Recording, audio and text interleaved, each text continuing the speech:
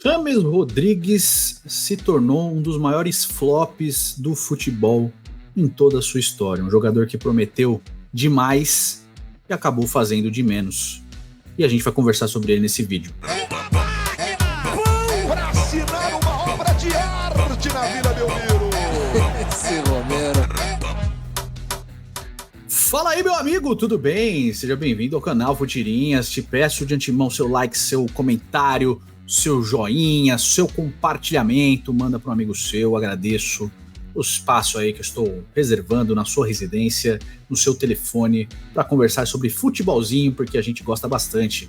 E nesse vídeo a gente vai conversar sobre James Rodrigues, o Jaime Rodrigo, que a gente sempre fala sobre ele aqui no Brasil, sobre ele aqui no Futirinhas e também sobre como ele não conseguiu ser o jogador que se esperava depois de muita e muita insistência, e a gente vai falar sobre isso. Só de antemão, te convido a participar da nossa rifa, contemplando um iPhone 15, um Apple Watch Series 9, um AirPods de terceira geração, PlayStation 5 e uma TV 4K QLED da Samsung por 25 centavos por número, tá certo? 25 centavos por número, você adquire no link da descrição, no QR Code aparecendo na sua tela, no card clicando aqui no izinho que tem ao lado, ou vai em futirinhas.net e participe, tá certo? Além disso, para quem adquirir mais números, 15 mil para o primeiro colocado, 13 mil para o segundo e 12 mil para o terceiro, tá certo?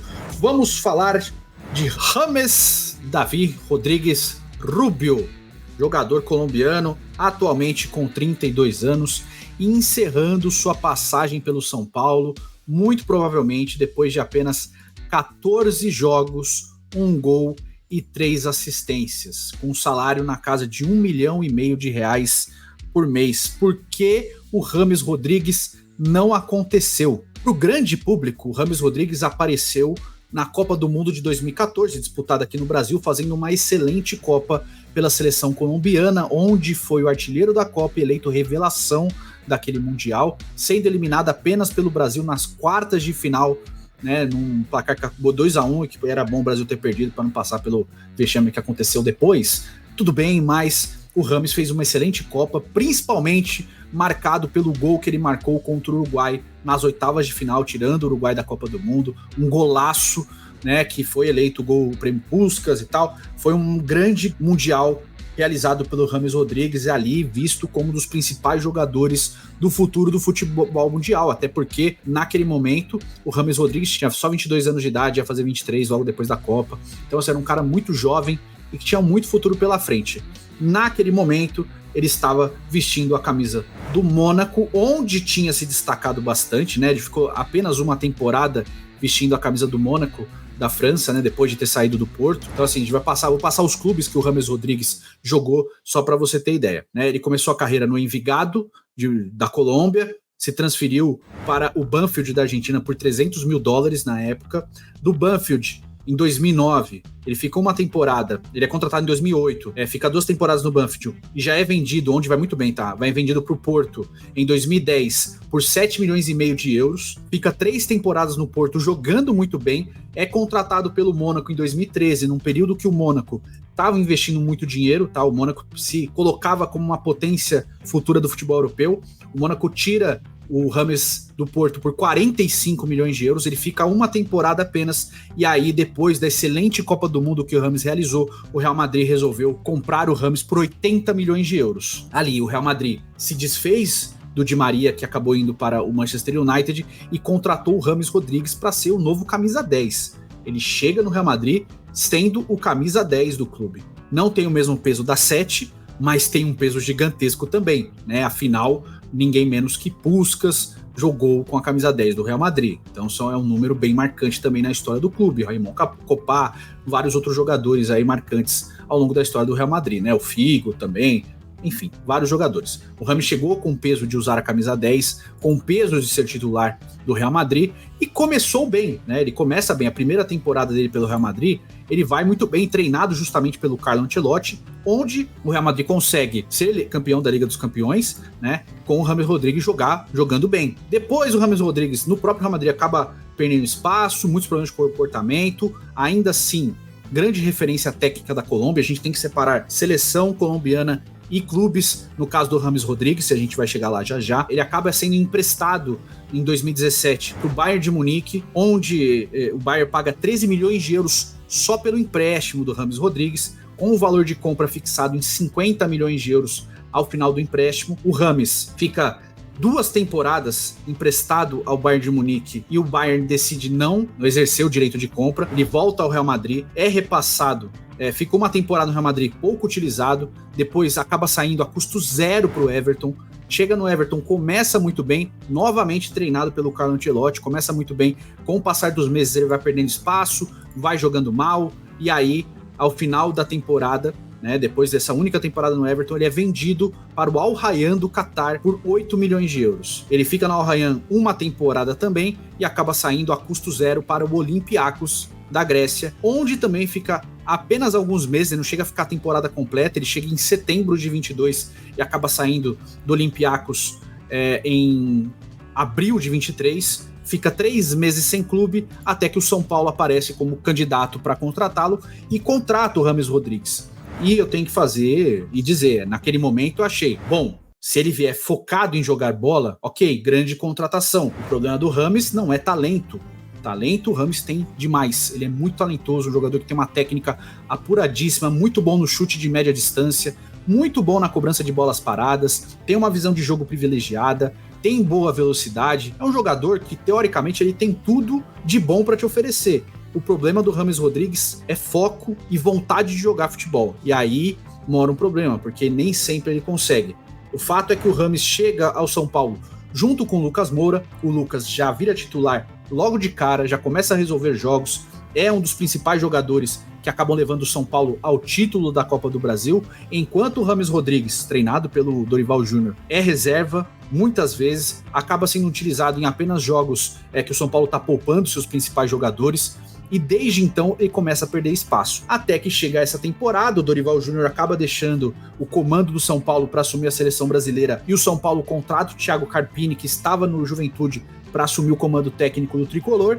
E aí o que acontece? O James continua sem espaço. Muitas vezes falado, ele tá fazendo recondicionamento físico, ele tá se tratando para voltar em excelentes condições, até que chega o jogo da final da Supercopa e que o James Rodrigues opta por não viajar até Belo Horizonte para ficar, para acompanhar o jogo. Ele decide ficar em São Paulo, e logo após isso começam a surgir notícias de que ele está pedindo uma rescisão com o São Paulo para buscar um outro caminho, porque não está sendo utilizado. E no começo da temporada tem até uma fala do James, que ele fala que se ele não tivesse espaço, se ele não continuasse, se não fosse titular, não fosse importante, ele ia acabar pedindo para sair do São Paulo. E isso aconteceu. Só que Thiago Carpini, o novo treinador do São Paulo, resolveu se manifestar sobre o James Rodrigues recentemente, Ele não culpa o James por nada, ele diz que é um jogador que tem um ótimo comportamento, todo mundo gosta dele, mas que sim, o James Rodrigues, ele não consegue ter uma constância nos treinamentos para que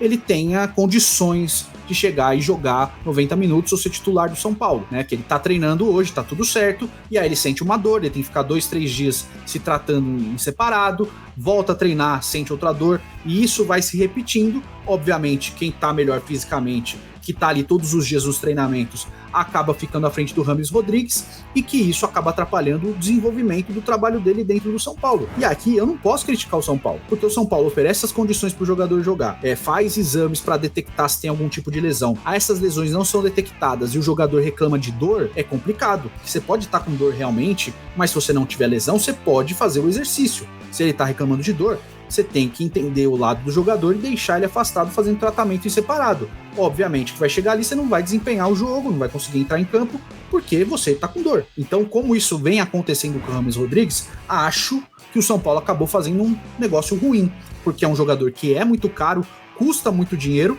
e não te traz retorno técnico, porque o James Rodrigues tem que jogar.